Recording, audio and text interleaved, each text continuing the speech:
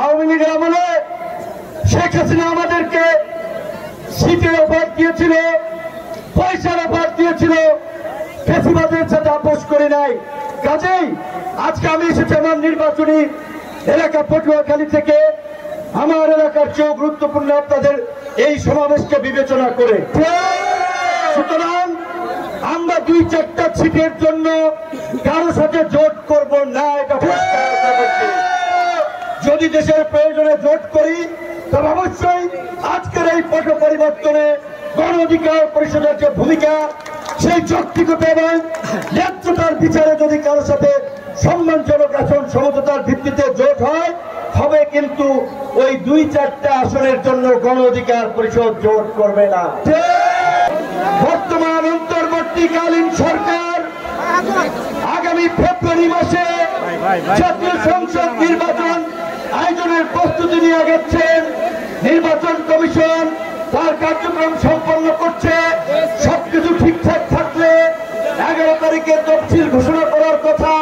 কিন্তু আজকে বাংলাদেশের সাবেক প্রধানমন্ত্রী, এই দেশের গণতান্ত্রিক আন্দোলন সংগ্রামের লড়াকু নেত্রী আপসীর নেত্রী বেগম খালেদা জিয়া গুরুতর অসুস্থ থাকায় যদি কোনো প্রেক্ষাপট তৈরি হয় দেশের বিবেচনায় নির্বাচন পেছানোর, সেটি হয়তো নির্বাচন কমিশন এবং সরকার বিবেচনা করবে।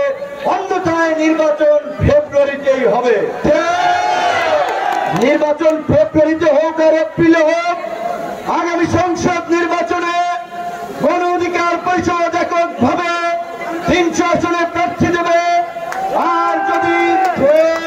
আর যদি দেশের প্রয়োজনে কোনো জোট করে, তবে আমাদের যেই সমস্ত জায়গায় এই রকমের জনসমর্থন আছে সেই সমস্ত আসনকে নিশ্চিত করে আমাদের জোট হবে।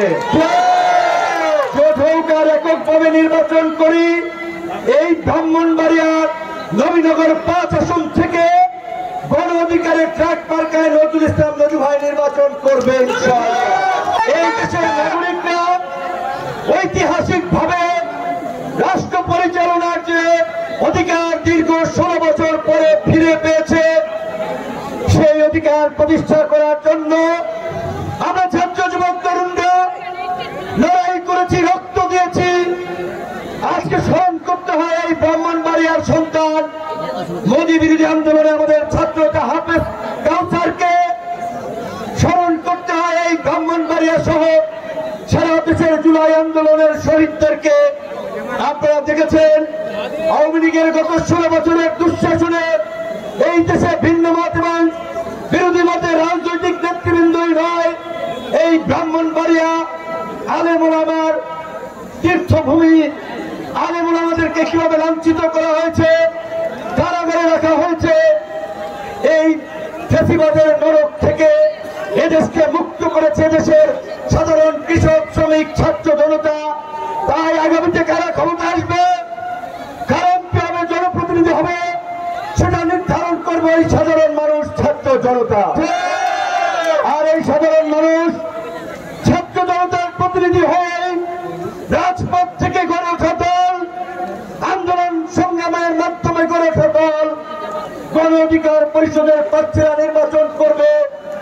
আমরা এই ব্রাহ্মণবাড়িয়ার নবীনগর 5 এলাকার মানুষের প্রতি অনুরোধ করব, আহ্বান জানাবো, আপনারা ওই প্রথাগত রাজনীতির বাইরে আপনারা নতুন নেতৃত্বকে স্বাগত জানান।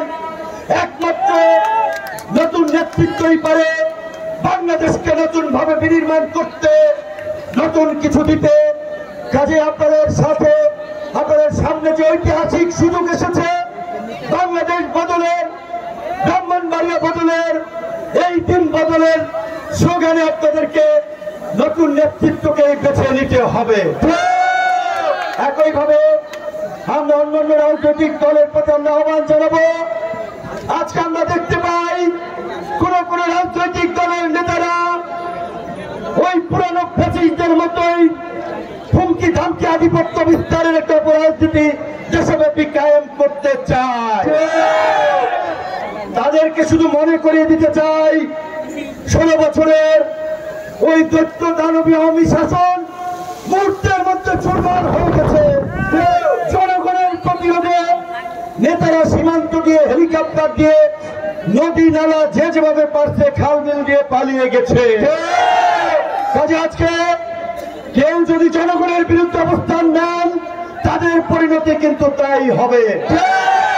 আমরা এই জুলাই গণ অভ্যুত্থানের অংশীদার সকল রাজনৈতিক দলকে সংযত এবং সহনশীল হওয়ার আহ্বান জানাই। আমরা আগামী নতুন বাংলাদেশ বিনির্মাণে কাঁধে কাঁধ মিলিয়ে ঐক্যবদ্ধভাবে লড়াই করার আহ্বান জানাই।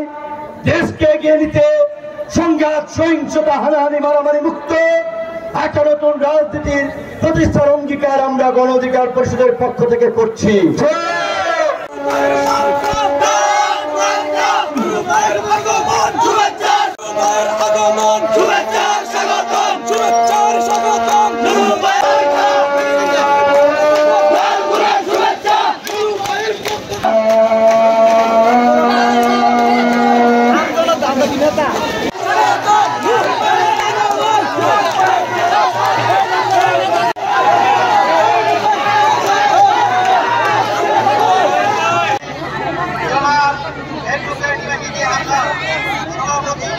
বাসের ভিতরে সাংবাদিক ছাড়া মিডিয়ার লোক ছাড়া অন্য কোনো সাধারণ লোক পাবে না।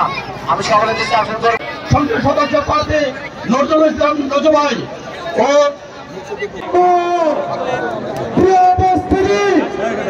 আপনাদের গ্রামের পরে যারা দায়িত্ব নিয়েছে এগুলোর কোন মার্কা আছে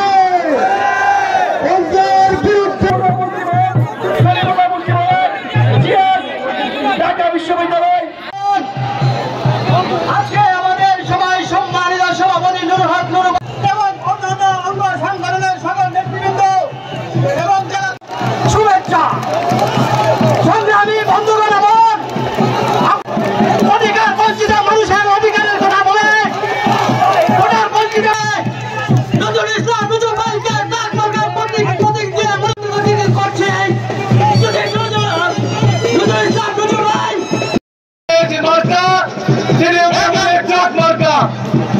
আমরা রেখেছি সামনে দিনগুলোতেও দুর্নীতি চাঁদাবাজ নির্যাতন কমিটির বিপ্লবী সাধারণ সম্পাদক জনাব মোহাম্মদ সালাম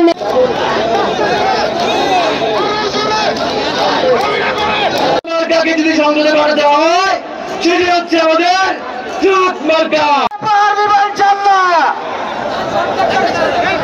বক্তব্য নিয়ে সুর সাবেক বিপি গণ অধিকার